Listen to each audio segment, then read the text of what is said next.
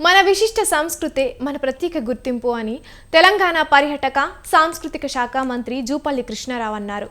ఎంత ఎదిగినా మన మూలాలు, సంస్కృతి, సాంప్రదాయాలను మరవొద్దని చెప్పారు.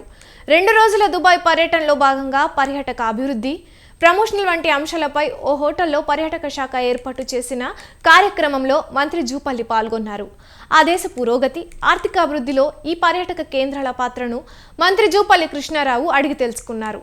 మన రాష్ట్రంలోని పలు పర్యాటక కేంద్రాల అభివృద్ధి, తద్వారా వచ్చే ఆదాయం, ఉపాధి అవకాశాల కల్పన ఎలా సాధించాలనే కోణంలో దుబాయ్లో అనుసరిస్తున్న విధానాలపై చర్చించారు.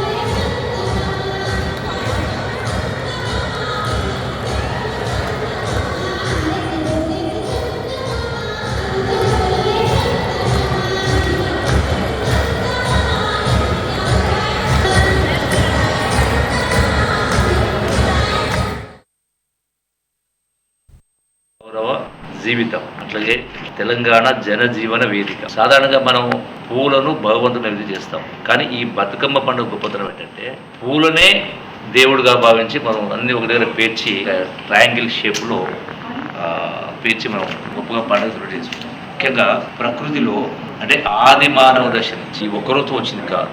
అంటే మరి అడవులు కావచ్చు, నదులు కావచ్చు, గుట్టలు కావచ్చు, గట్లలో ఉన్నటువంటి పెరిగినటువంటి ప్రకృతి ద్వారా వచ్చినటువంటి ప్రకృతి సంపద, ప్రకృతి సౌందర్యం ద్వారా వచ్చినటువంటి వీటిని అన్నింటినీ కూడా ఒక దగ్గర పేర్చి, ముఖ్యంగా వర్షాకాలం అంటే వర్షాలు పడతా ఉంటాయి. ఇటువంటి ఆహ్లాదకరమైన వాతావరణంలో ఈ పూలనన్నింటినీ కూడా ఒక దగ్గర చేర్చి తెలంగాణ బతుకమ్మ సంబరాలు చేసుకుంటాం.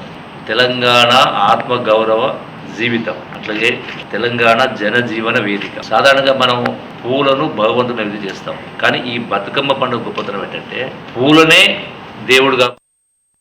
మన సంపదను 10 మందికి పంచి ఉపయోగించాలని మంత్రి జూపల్లి సూచించారు. బతుకమ్మ వేడుకలు తెలంగాణ సంస్కృతికి అద్దం పడతాయని అన్నారు. బతుకమ్మ పండుగ మహిళా శక్తిని చాటుతుందన్నారు.